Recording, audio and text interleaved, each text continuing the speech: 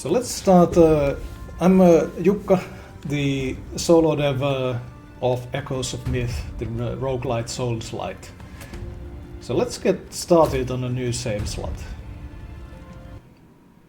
Fresh game. So we start always with the same character. Katana-wielding adventurer with heavenly strike. You can quickly notice that the world has gone somewhat awry. The world has broken recently. I'll skip the intro dialogues at this point. Personally pretty familiar with those at the moment and focus more on the gameplay aspects. So the very beginning, the actual, so to speak, player is born as a child of some, well, currently unnamed divinity. I need to get through this small side area. First level up.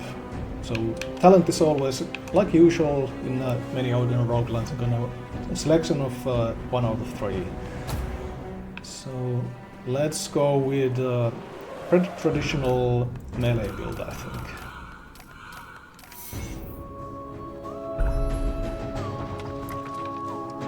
So there we got the very first bit of essence, which is the meta power currency of the game, enabling, after dying and getting back to Sanctuary Hub, buying permanent power for the character.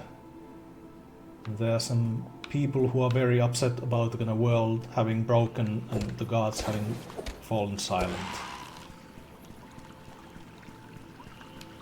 Well, the very beginning is pretty uneventful. This is more for the tutorial experience for new players to get quickly acquainted with the game.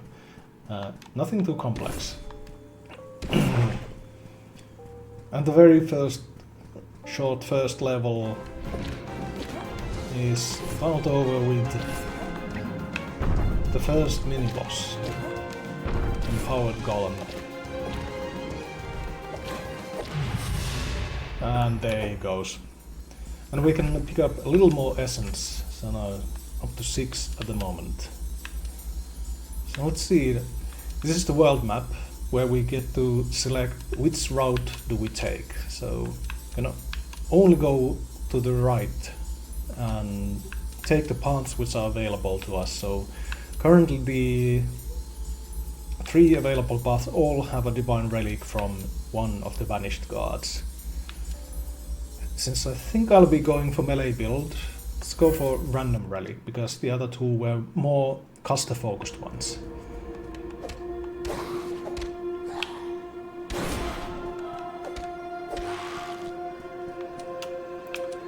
And here's the first spell choice. Melee build. Well, let's actually go with Whirlwind Slash. See if we can get some interesting infusion for it.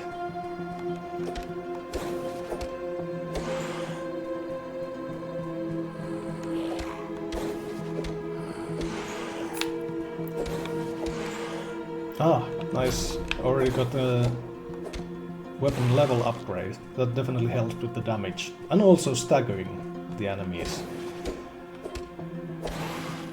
Katana as a weapon is nice because attacks pretty quickly, but it doesn't really have the best reach or stagger damage.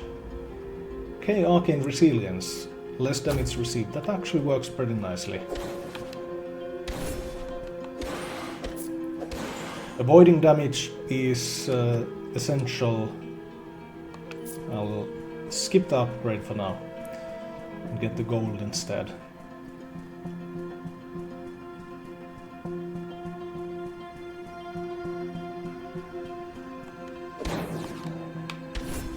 Ah yes, avoiding damage is essential to make it further in the game.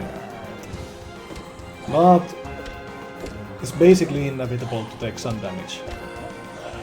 While theoretically it would be possible to do a no-hit run, then difficulty level is on par with the Dark Souls equivalents and so on and so forth. And there goes the next mini-boss.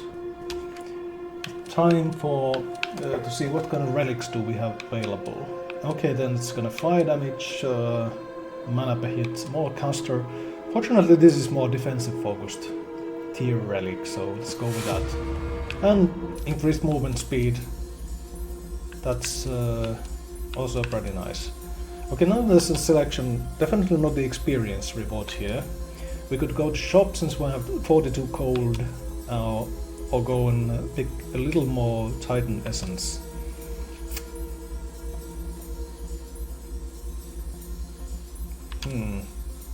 Not sure whether I need anything from this. Let's save it for the next shop. Instead, at the very beginning, especially more Titan essence is essential for getting to increasing our permanent power, essence powers once we die. And there's the next talent choice, special spell. Let's go with parrying, see how it works. Personally, although I played a variety of different Dark Souls games, parrying is something that I never got into groove of. So here's the infusion. Infusions are two modifications that any weapon or spells can have, and they're specific to that weapon or spell, and also gonna very often significantly alter how that skill works. So let's see, katana damage but reduced attack speed. You don't really want to reduce attack speed though, the damage buff is nice, so instead I'll go for this one. Increased damage, but the downside is less mana restoration, but since I'm not doing a spell build, that's okay. And also picked up currently the only pet in the game, Pom Pom the parrot.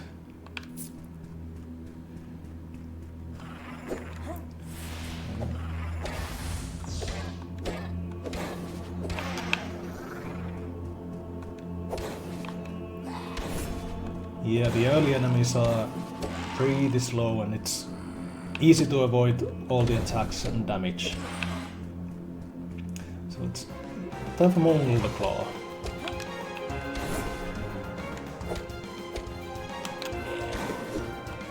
Whirlwind Slash to slow him a little bit,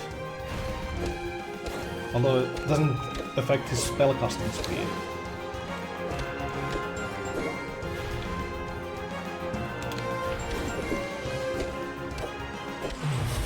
And there goes the next mini-boss. A little more essence.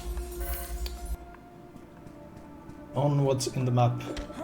I went really quickly here because there was only one way to go in this case. Ooh, basic attack speed, that's nice.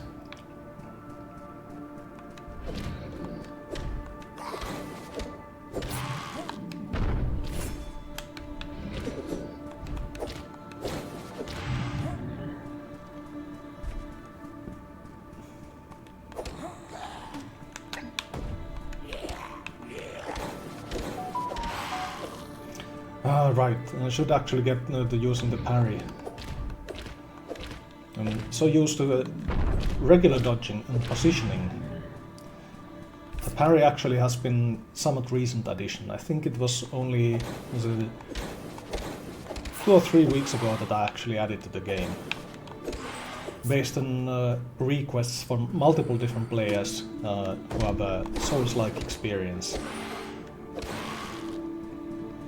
Spell actually also doubles as a shield, but I think that most people who end up picking it actually do use it for the gun parrying. Oops.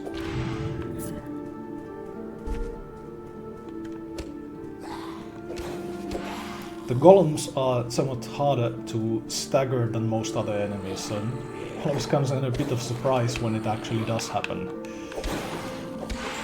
With many other enemies, it's much easier to rely on when roughly you are going to be getting the stagger. Okay, let's see. More mythic essence, although decreased experience gain. Might make the run a little bit rough. Spell damage, mana cost. Dodge charges are really nice as well, but decreased movement speed is a bit of a bummer. Well, increased mythic essence drops. That works. And we got Ares Relic, which is basically ideally suited for melee builds, and specifically melee damage. Okay, next level up, let's go more attack speed.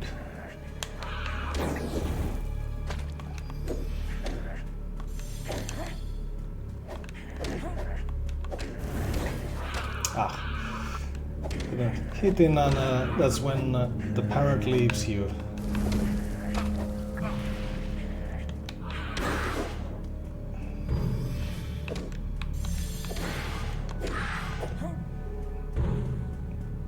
Well, having found the parrot once,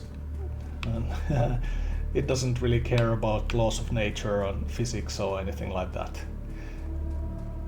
Once you've found him, you can actually find him again in the Sanctuary Hub.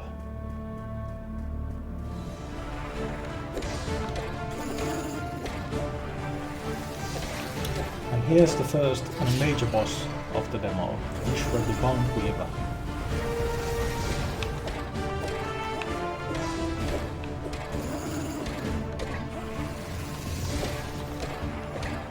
Oops.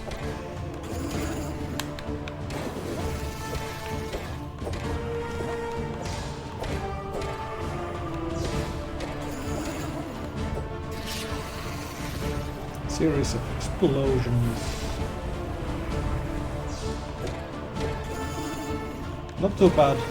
It's just very easy to get a little too greedy with the attacks and then not quite dodge the next boss attack quite fast enough. Well, there we go. On the first run, you're really limited on healing, starting with only 2 healing potions.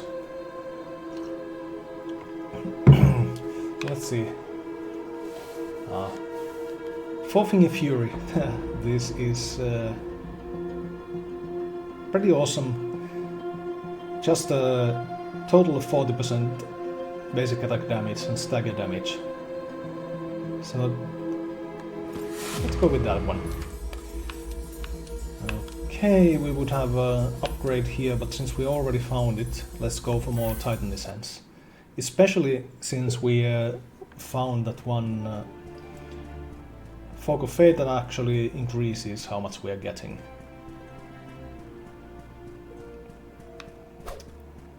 And then it's the Drifting Wilds, home of the Bandit clan.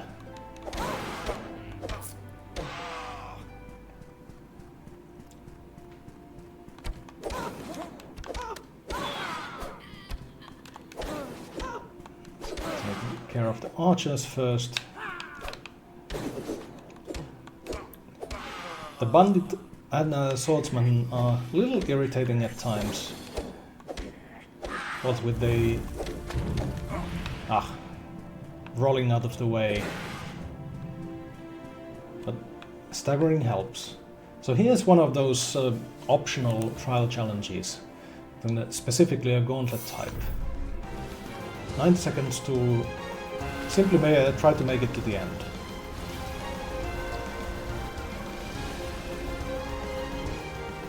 First time you try this, it's somewhat unlikely to succeed. But the pattern stays the same. So just try again. And try to find the right path. These are nice for giving both some extra essence and experience, and actually also providing a short-term buff, Remnant Echo from the gods. Well, attack speed maxed out for now.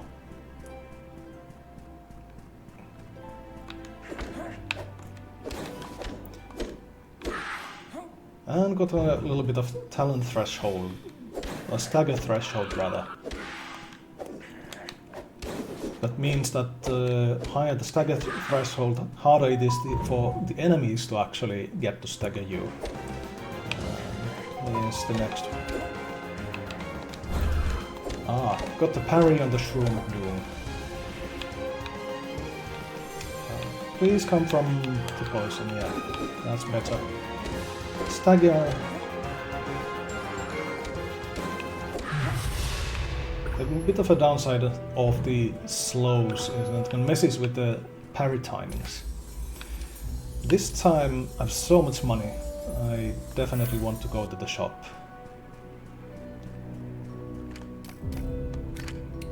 I can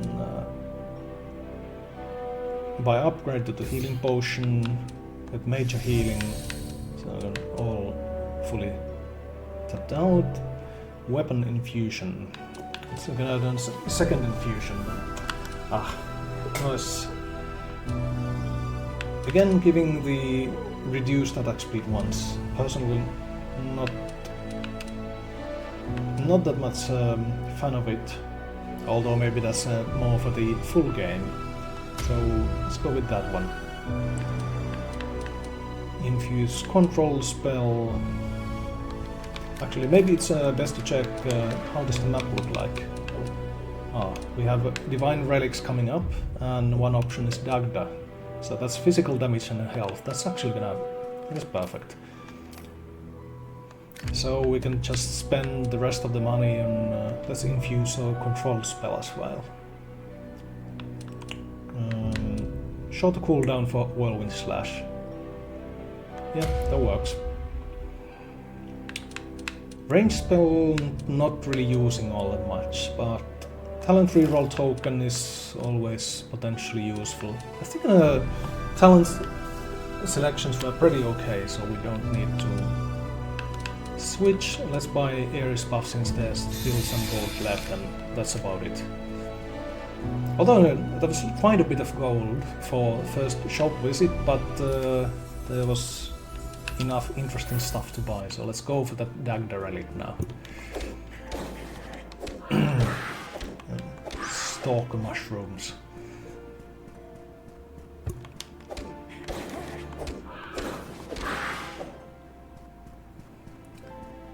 Unfortunately, this one didn't have a trial challenge, but there's always some kind of treasure. Since that was the last shop of the demo, then unfortunately there's no use for any further gold at this point.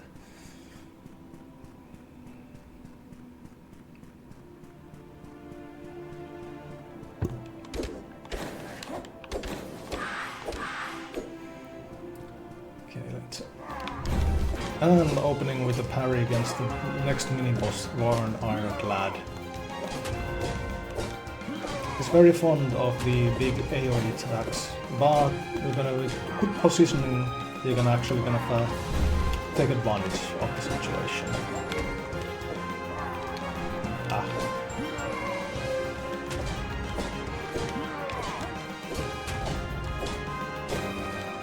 And stagger to the end. Let's see, what options did we get for Relic of Dagda? Increased physical damage and less damage received. This is actually absolutely perfect. Yeah. I think now I've, let's see, I have 23% less damage received. It's pretty good for the very first run of a new save slot. So it's time for the boss of the demo.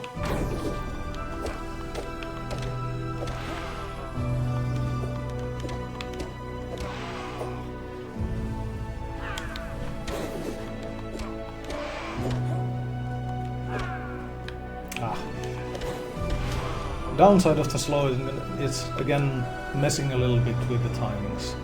Ah, epic stagger damage. Get to stagger even more. Well, why not? Let's parry the stagger. Ooh, got some extra essence out of there. That's good luck. Most normal enemies don't really drop anything, but there is chance for them to drop variety of different things, and essence is a rare drop for them. So that's now time for the final boss of the demo.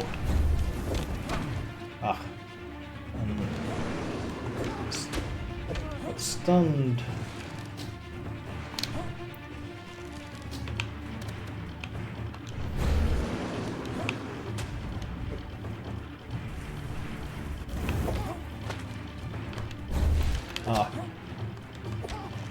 Immediately got to gonna parry Crow's spin attack, which makes it somewhat easier. Spin attack can be extremely deadly if you don't parry, dodge or control him in some way. Yes. Got the parry again. Parry getting really good value in this playthrough.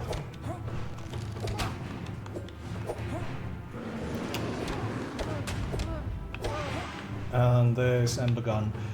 And one by one, these bosses are not so tough.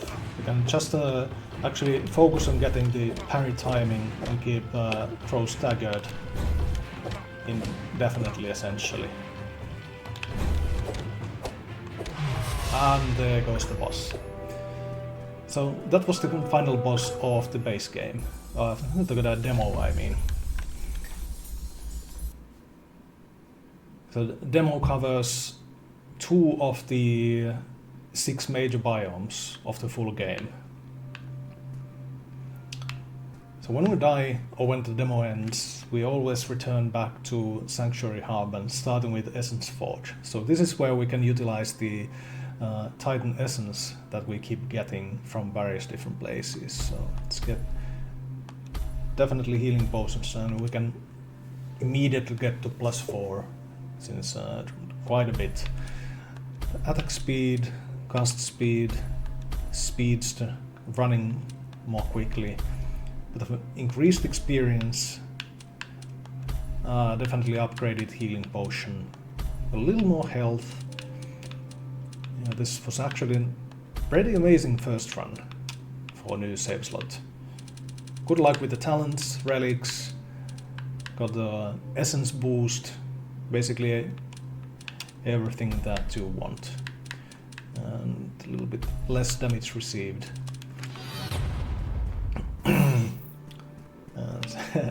Since we picked up Pom Pom the Parrot there, and here he is in the Sanctuary Hub without the corruption lightning.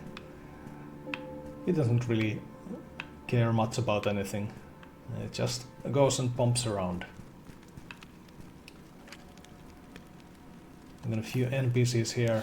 Oberon. He's one of the few ones who's taken the fracturing of the world pretty well, and it's still pretty normal. I tend to press forward. He knows quite a lot, and is essentially the NPC to give player the most direction on where to head.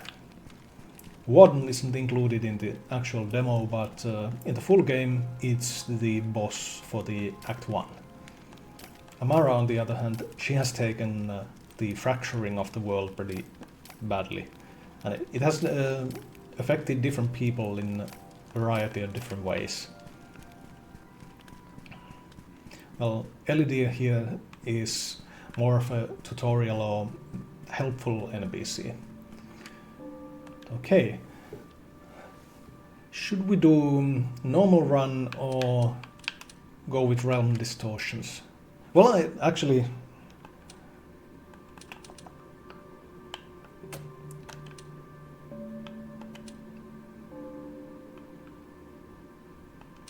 let's put a few Realm Distortions on. And I could go with spell build.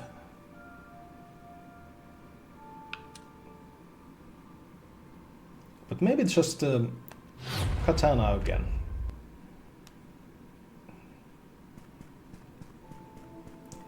So when you start new iteration, you always get to choose from those 3 sets of weapon and spell. and immediately the Realm Distortions endgame system making itself known.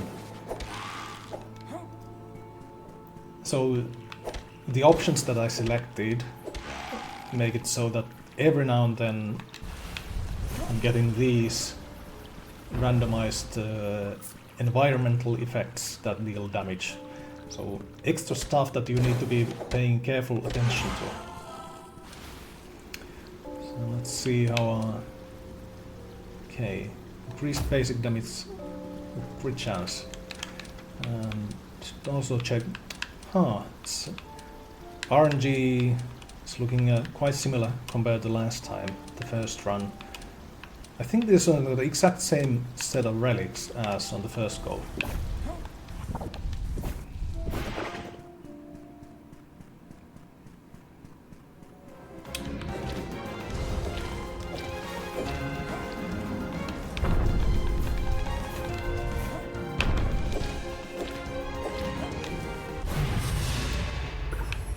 That was the starting infusion of heavy draw. Increased katana damage, but decreased attack speed, so definitely feeling that.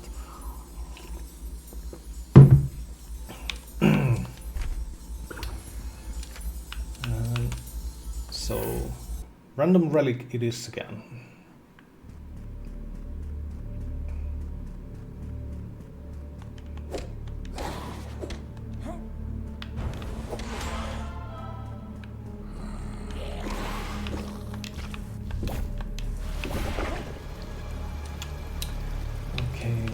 Control spells, let's go with Blinding Dash this time. Stuns the enemy for a little moment upon hit. Stun really is the most powerful control type in the game, but to compensate, that's why it lasts shortest time. Slows are in a way the weakest one, because it doesn't actually stun or interrupt the enemies in any way. But then again, it lasts a longer time, so let's go for it. Stun the enemies, and all the bosses have some innate stun resistance, so by default the stuns last only half the time compared to everything else. Still, for interrupting the boss attacks and getting a few hits in, still extremely useful. And again, I had a Realm Distortion enabled that starts every, or almost every, boss fight with a few extra helpers to the bosses. So let's see, Prodigy's Crown. Increased range spell damage, haven't really needed that. So not quite as perfect, to be honest. I don't really need the mana restoration, since again going for a melee build, but it at the very least has still less damage received, so let's go with that.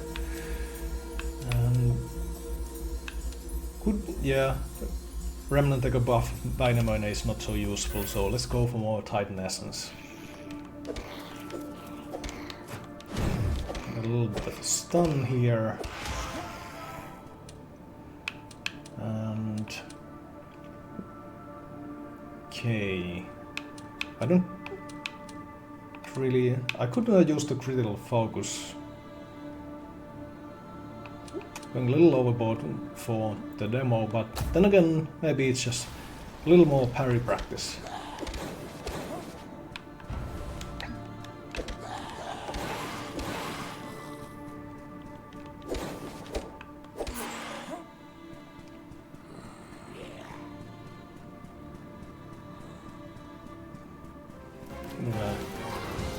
And do this fight in a bit more of an AoE fashion. Not playing it overly safe, so to speak. And that costs immediately. Tried to get the parry there, but didn't quite work. Another boss, and the Realm Distortions AoE effects and stacking.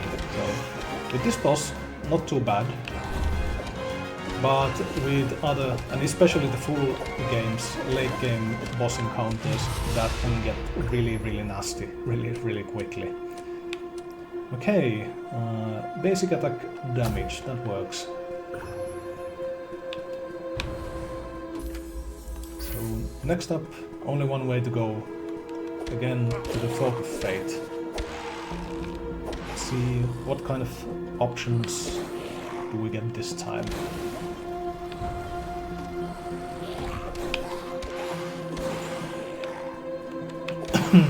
Design intent for the combat and all the enemies is very Souls-like in nature. The idea is that the combat is fair.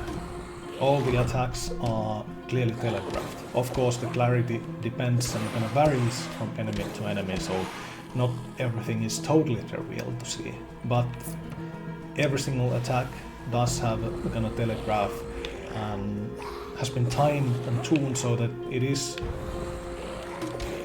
humanly possible to actually dodge them, or to counter or control them in some way or parry. Okay, I actually need to use a potion here already.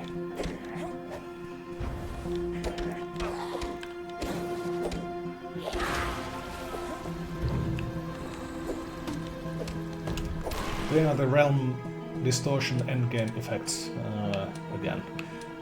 Too bad.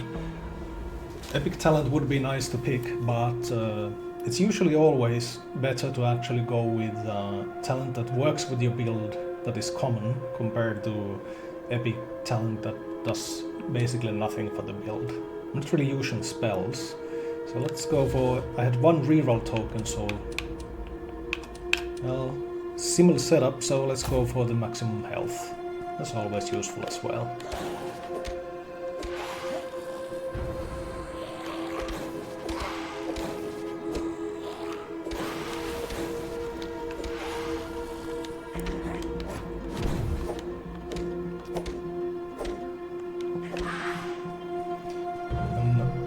Of Fate. This damage reduced, decreased movement speed. Well, that's pretty useful. I can live with the decreased movement speed since I actually got some extra from the Essence Forge already.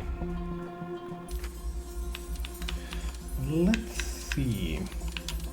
Okay, so we have... This is weird RNG. I think this is the kind of third time in a row or something getting Thoth and Vitamin relics. But at least there's Fujin. Fujin is focused around speed, lightning damage. And part of the speed is also attack speed. Fujin has a couple of relics, the gloves that have 15% kind of basic attack speed. That's quite nice. It's one of those upgrades that you immediately notice and feel the difference.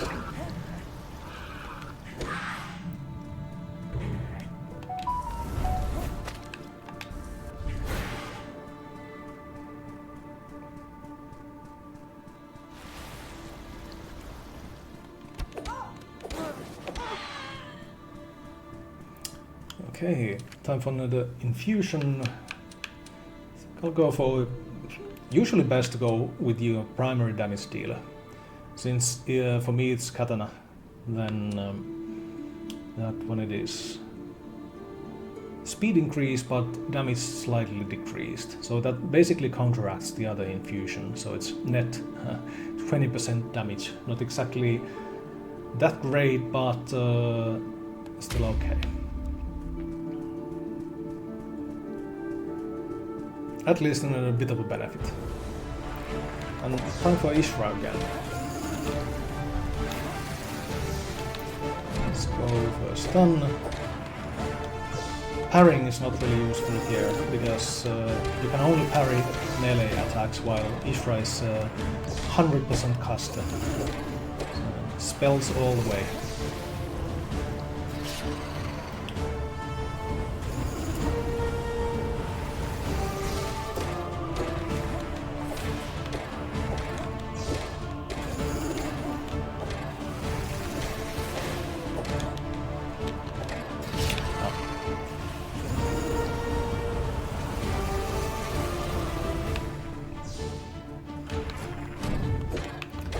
Okay, got the stun interrupt.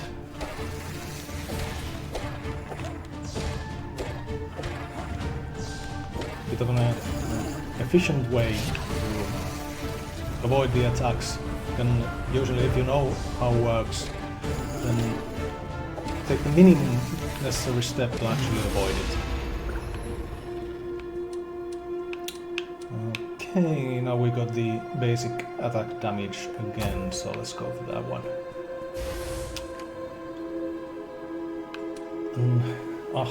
No luck. No gloves with attack speed. So let's see. It's very lightning damage focused this time. That's basically useless for me. Unfortunate. At least there's a 25% increased critical hit chance against stunned enemies.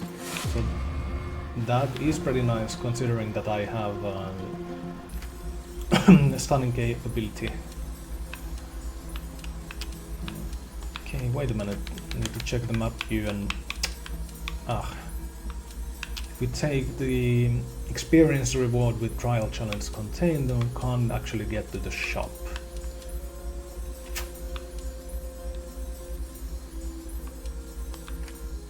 Well, 5 potions left, so I don't know. I'll take it anyway. The essence from the trial challenge is actually better. I think. Checking the corners to see if there's a treasure chest. Although, if you know the rule, when there is trial challenge in the level, then treasure chests or infusion altars don't actually spawn.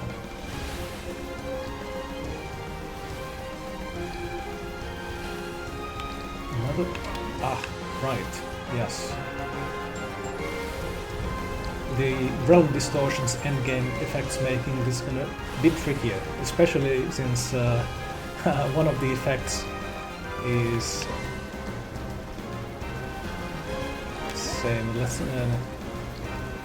needed to dodge through.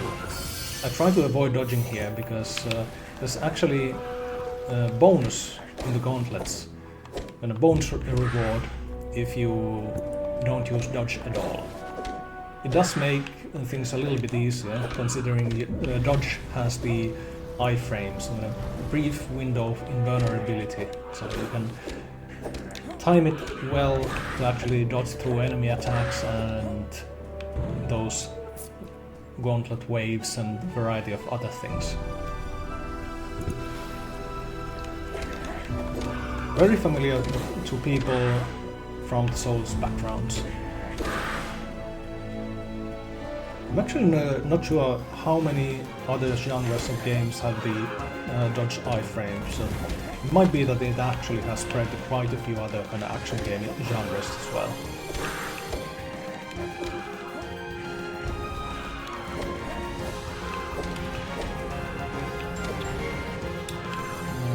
The health goes down and it's a little irritating with...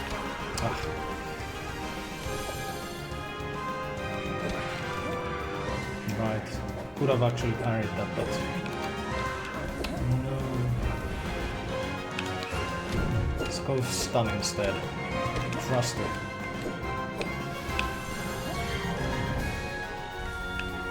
I thought he would be doing melee attack there.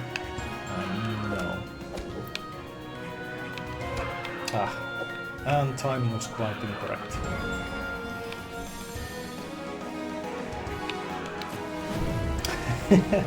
Okay, now just timing was all over the place.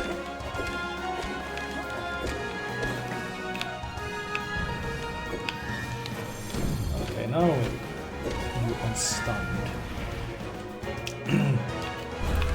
And there it's parry to end it all. Critical chance against staggered enemies, that's actually not bad. Yeah. Let's see how are my crit stats looking like. Basic crit chance is 16% for katana strikes, but against stunned and staggered enemies it's much higher. Okay, swamp area for a change. It has somewhat depressing atmosphere, as I think befits swamp. Not exactly jolly places. Oops.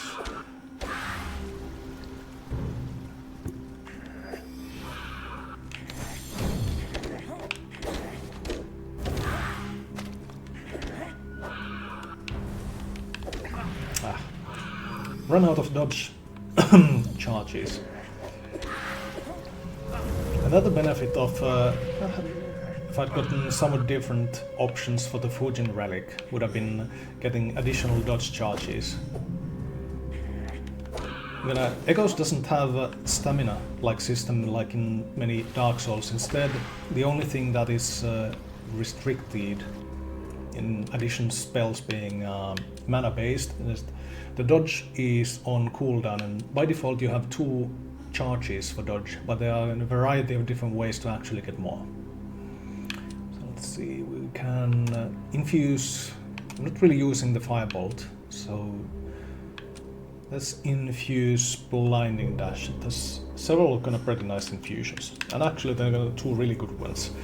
Either could have it debuff target to take increased physical damage from our katana or short cooldown. Let's go for cooldown. I think I have sufficient damage, but being able to control and stun enemies more often, that's definitely very useful.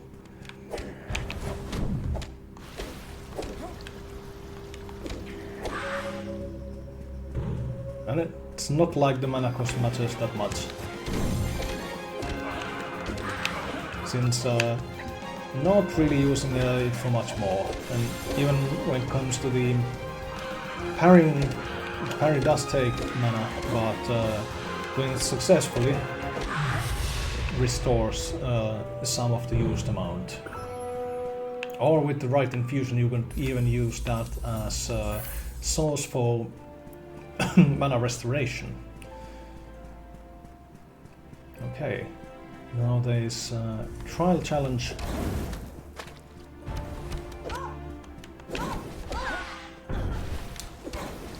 Okay, there's a bit of a recurring lag every second or so in the game. I'm hoping that it doesn't really affect the stream too badly.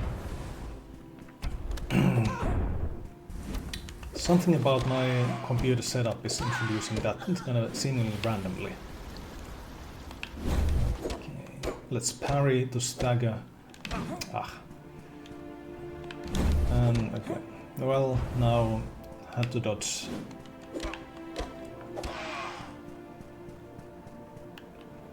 And before taking the trial challenge, best to have a little more health. So this one is about just surviving 30 seconds. And of course, since healing is limited, you don't really want to be taking too many hits. So if I was highly confident or had lots of damage reduction. And then the Realm Distortions effects actually coming in and messing up otherwise good plans. Otherwise the waves that the statues send are pretty static and defeatable, but then the Realm Distortions related ones are very much not. They're totally randomized.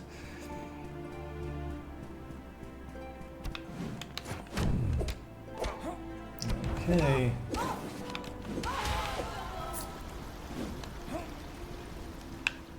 And let's go for parry.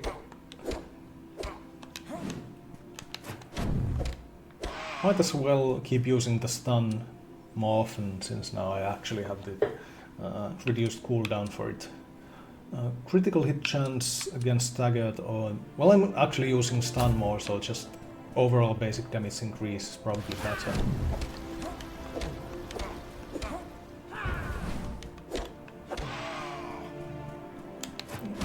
And stun and stun and stun away. That's quite trivial when the enemies come one by one. But maybe the downside of stun is that it's much more localized in nature. While for example if you're using something like Frost Nova, then that's awesome at controlling a large crowd and enabling you then to focus on one single enemy at a time afterwards. So the design intent is that all the different spells, weapons have different strengths and weaknesses, different situations where using them is ideal.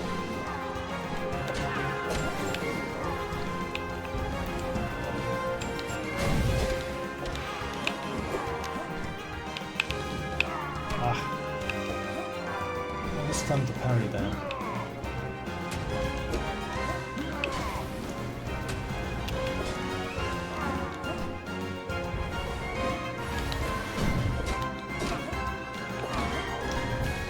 Okay, those parries and dodges actually went absolutely terribly.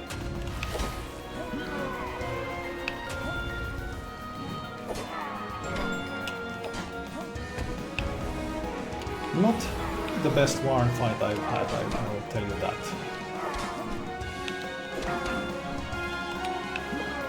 Second potion.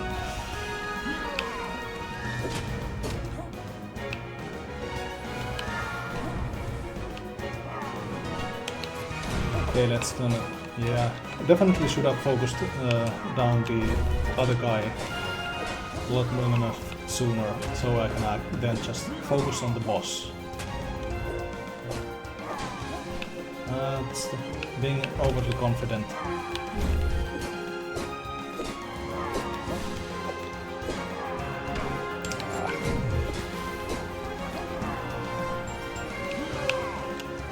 And I think those AOs, well, okay, too soon to say.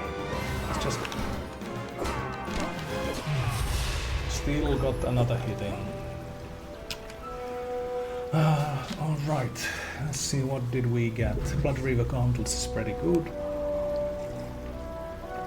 Actually, yeah, just I'm gonna flat out crit chance and crit damage. That's ideal. So, time for the boss level again.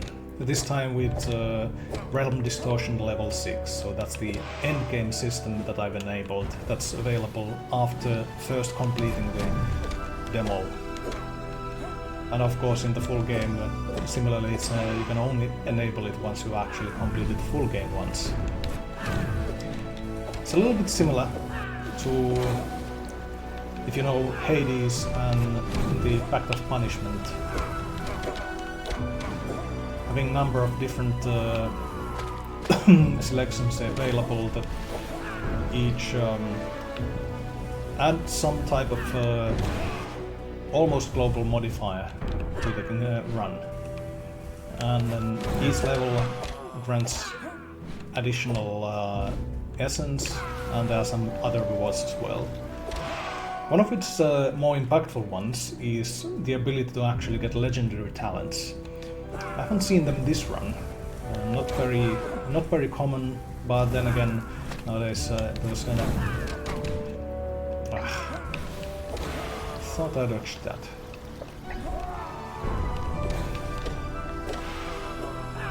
Legendary talents are... okay, it's somewhat unlikely to encounter them in the first place, and they're also limited in how many you can have, so... okay, this is a lot more challenging with the ads and the extra environmental effects.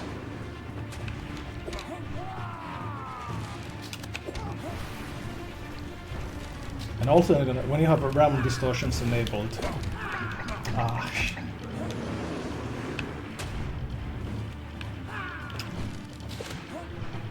when you have a Realm Distortions enabled, you have the hard mode version of the bosses automatically.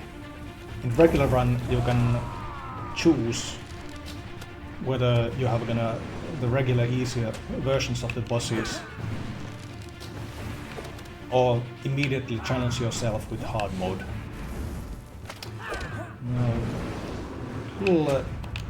I wanted to get the parry there. Challenge is really...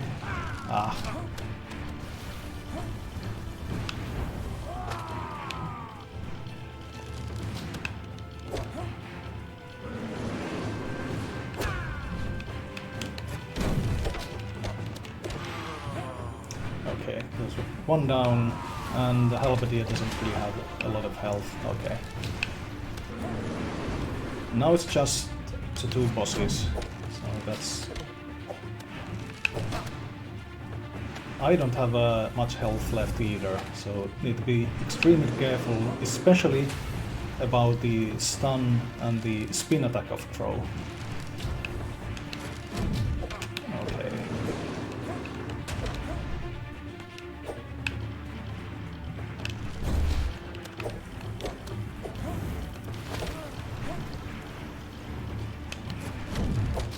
Okay, it was just about to start to spin and got the stun in. Also, good to keep in mind how many stun charges you actually have. Ah. No, I don't want to... Too much going on, didn't want to go for the kind of parry there.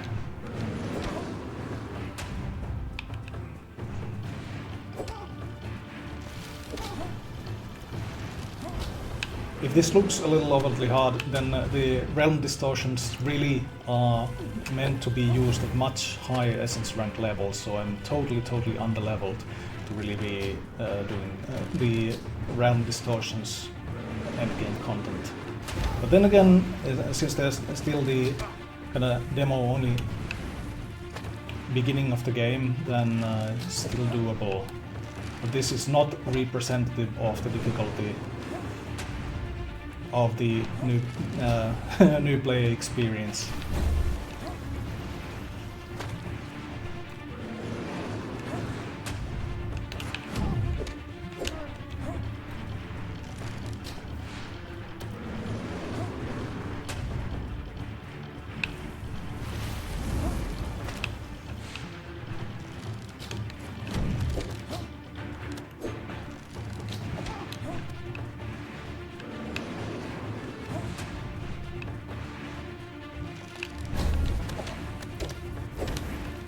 Ah, and there goes.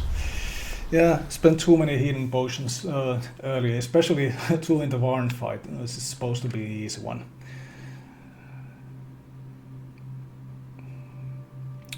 But got more essence to spend at the Essence Forge. Could go for additional healing potion, less damage received. Maybe an upgraded healing potion, so each potion actually heals more.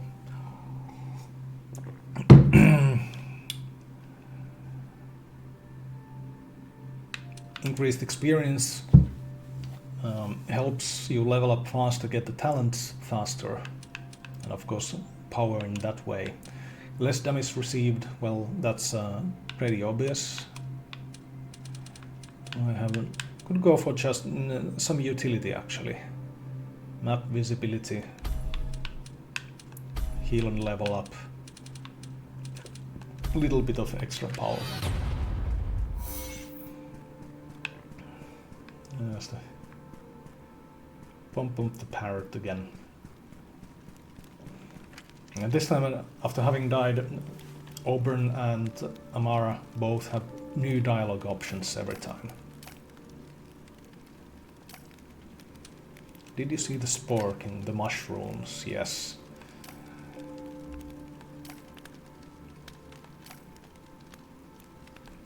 They used to be in the forest, but I think the bandit clans have managed to drive them away. To some degree. They're still there in some sections. Or perhaps later some training. Let's do one more.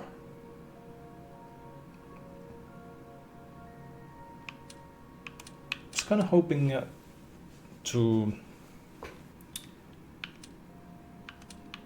get Spell Sword. Could have showcased a spell-driven build as well.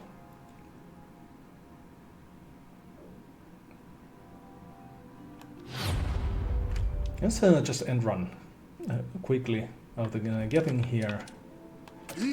I could have gone for a spell build with the other weapons as well, but I would like to showcase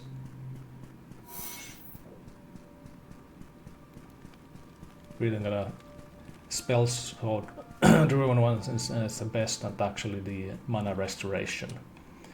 And Heavenly Strike, and I got the absolutely perfect infusion for it, so that is destined to be a spell run.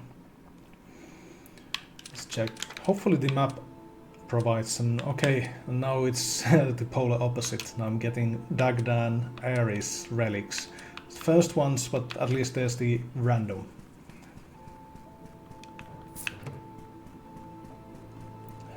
Getting that unfortunate bit of lag again. I'm hoping it doesn't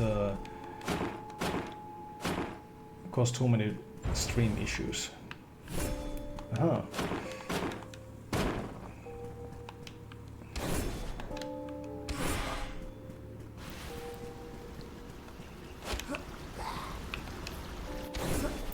I still have the Realm Distortions enabled, so all that extra stuff. There's 2 zombies.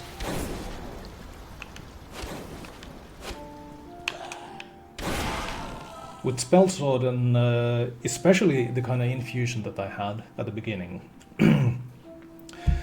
it reduced the damage that the sword itself does, but each hit restores significantly more mana than usual.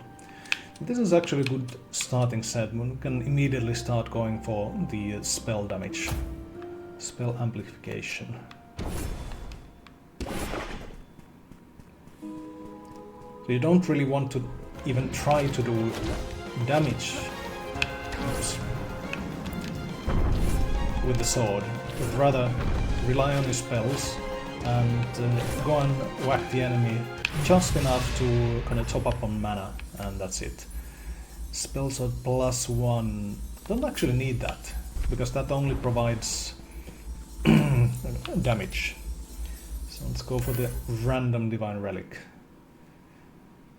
In the early game, all spell builds are basically forced to play hybrid, in the sense that you need to go close to enemies and give them a few whacks to restore mana. But depending on how you build it, you can keep playing the build like that until the very end of the game, just increasing your mana restoration efficiency, so needing that melee whack in rare and rare circumstances. But it's also possible, especially with the help of Dynamine relics, to build the spell build to be totally self-sustaining. So in those cases you can actually unlock something, a playstyle more akin to its familiar in Diablo and so on and so forth. Just go spell spammy. But of course there are enemy and especially boss mechanisms that you need to be dealing with in those cases anyway. Increased range spell crit hit chance, that's actually pretty nice. And this time let's go for infusions for the Heavenly Strike, since that's the primary damage dealer. 40% more damage but 15% slow cast speed. In other cases the slow cast speed is kind of more of an issue, but you'll not be getting into self-sustaining mode anyway, so I think it's less of an issue.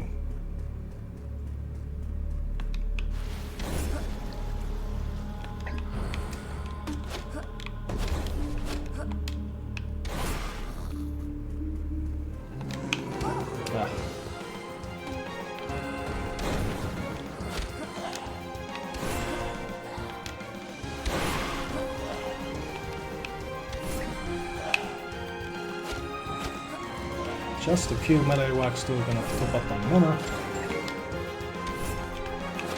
And... oops. There goes Wobbler. With spell builds... let's see... yeah, I didn't get any lightning damage buffs from the infusion, so Frost Nova is pretty nice at controlling a large number of enemies to enable focusing on a specific one. Okay, we have a pretty good selection of relics. Got both Lakshmi and Thoth.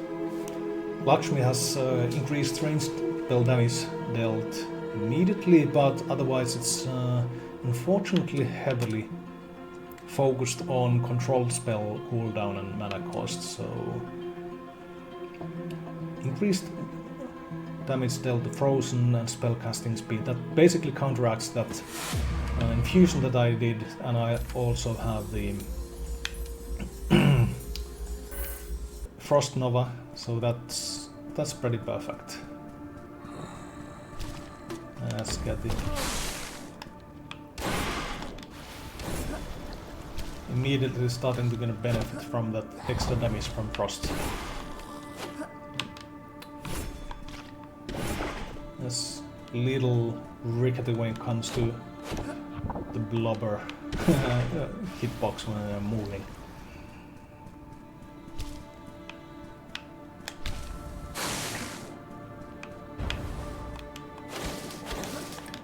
Top up on the mana, and oh nice, got a spell upgrade to +1.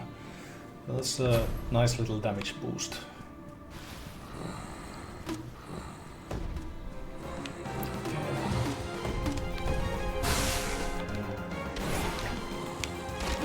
Ah.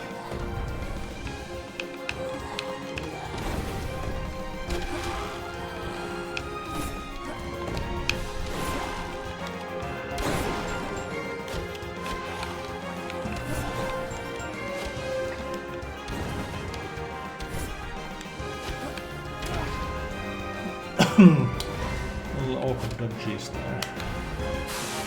Let's use that boost. A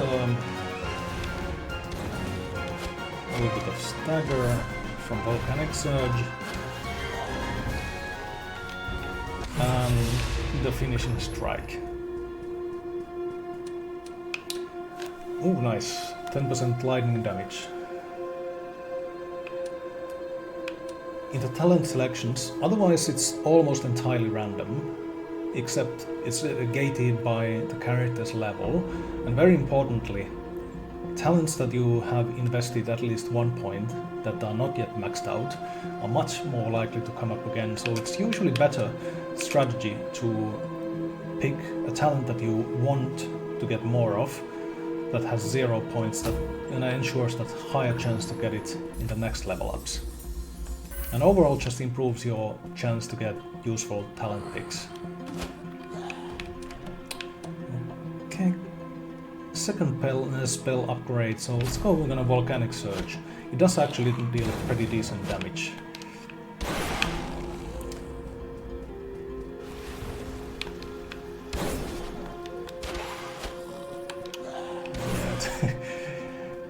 The actual physical damage of the spell sword itself is absolutely pitiable, especially with that infusion.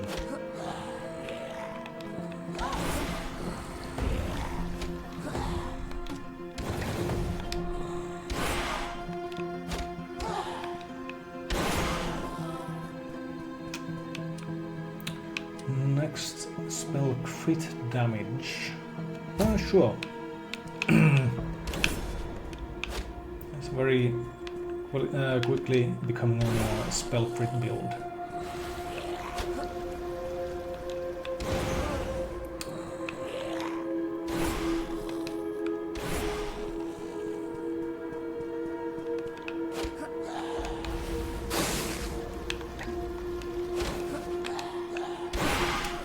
Didn't quite have enough mana left after the Frost Nova to actually cast the Heaven Strike on them. Increased stagger damage. That is pretty nice. Double Trouble is non-ideal, especially with very low base damage reduction. I don't think I need more than Mythic Drop, so let's go increased stagger damage. That is useful.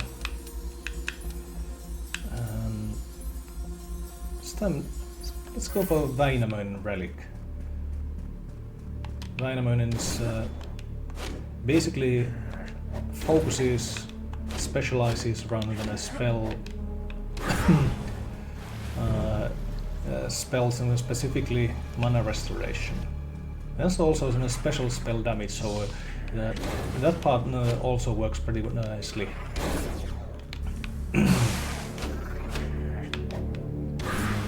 Oops. Well, that wasn't ideal sequence.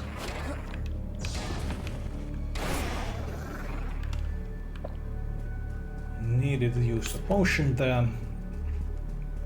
Still 5 left. Time for Ishra.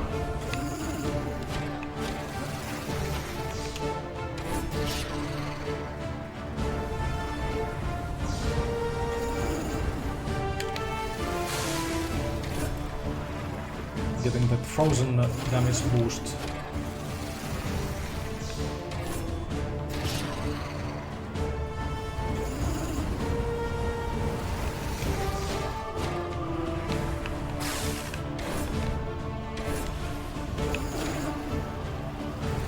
And again, melee works simply sufficiently to top up on mana, and otherwise focusing on the spell side of things helps.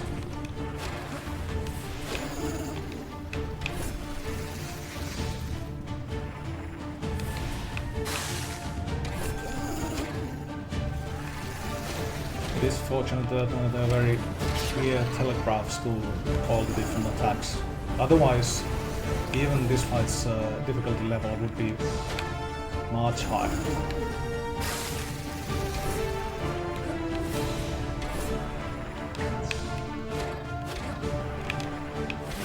And the kill shot.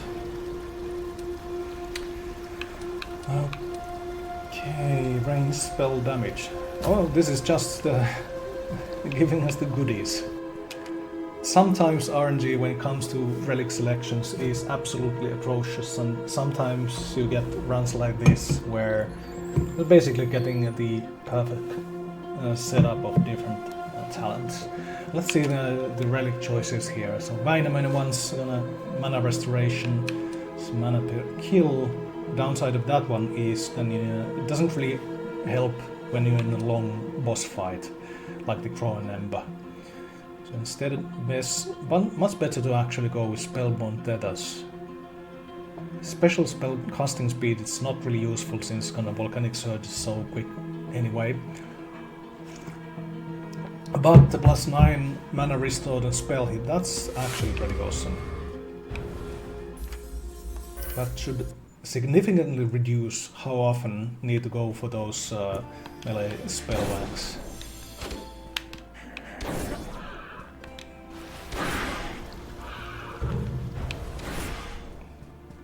Yeah. Say mana cost of Heavenly Strike at the moment 28. So essentially 19 at the moment.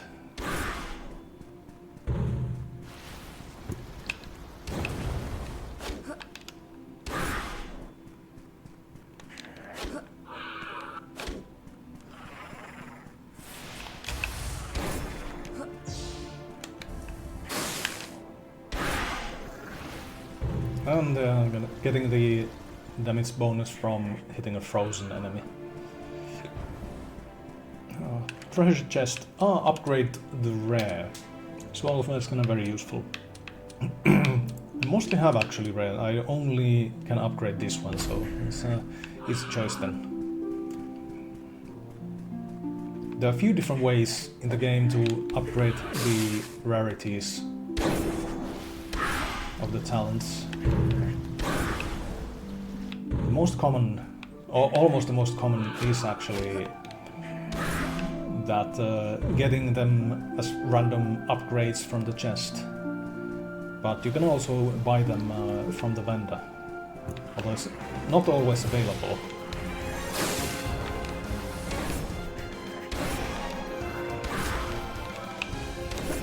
Alright, one method of mana restoration, level up.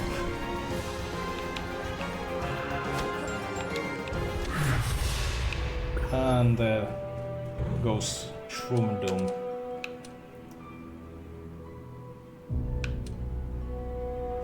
I'll go a crit chance for range spell. On the beach for a change.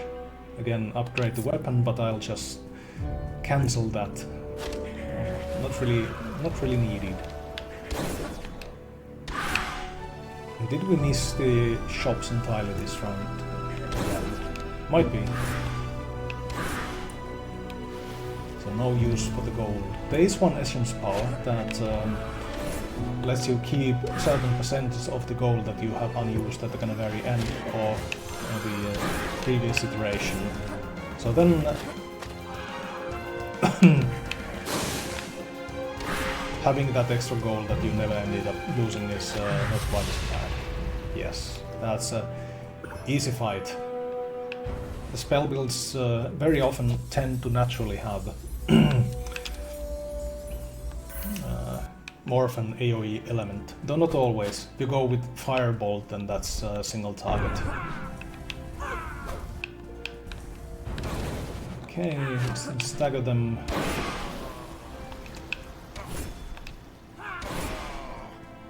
And yeah, restoration. Again with the RNG, then that's the same trial again and again. I think there are a total of 6 or 7 different trial types that you can get. And I think at these relatively low levels of the kind of forest and caves biomes, and basically all of them are always available as options. It's not necessarily the case in the full game and endgame levels. Ooh, that would have been nice to get on melee build. It doesn't really do much. Well, it would be possible to go for a type of crit trigger build, even with spell type of build, and have melee whacks with high crits and the critical hits actually triggering something beneficial, maybe giving a buff to Bell's casting or so on and so forth. But I think it's boring old lightning damage again. And Trial of the Water Depths.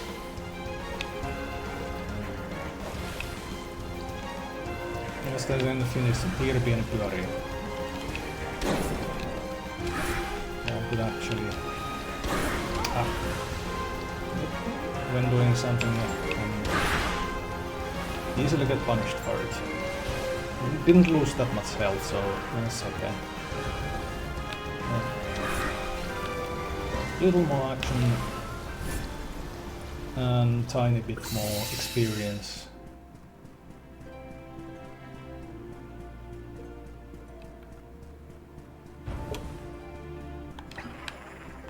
Ooh.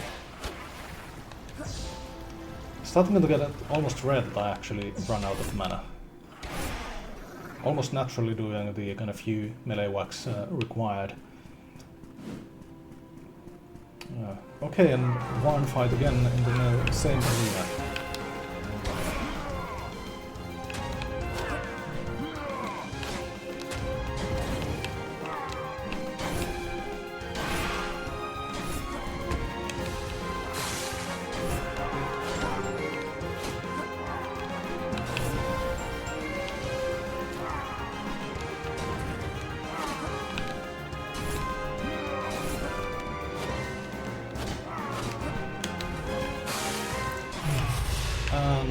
Heavenly Strike finish to the fight, and that was quite a bit different compared to the previous katana-based one. Now we get the kind of Swift Strike gloves, basic attack speed, oh well. Ooh, haha, Featherbrain Pendant, 9 mana restored and range spell hit, and critical hit chance, well, let's go with that one, yeah. So we're at 18, so effectively Heavenly Strikes costing just 10 now. Of course, since they are hit-based, that means that when you're hitting multiple different targets at the same time, then you are getting the mana return from each one of those. So it's putting both of these at the same time, and it's actually positive mana. Yeah, that's helping a lot. Better to dodge that.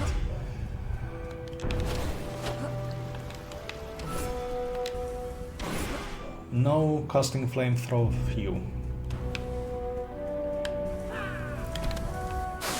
And perfect position for a triple kill with a single Heavenly Strike. And this is the strength of Frost Nova. I can just go in the middle there. I'm gonna control every single one of those in the group at the same time. Of course, now they're a little more spread out.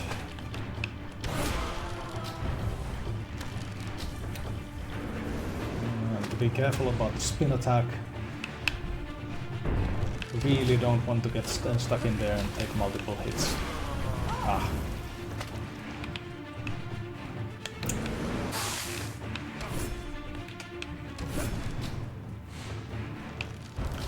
And of course the endgame Realm Distortions, making the fight harder. And this is... So essentially there are gonna have several different additional difficulty modes stacked on top of each other here already.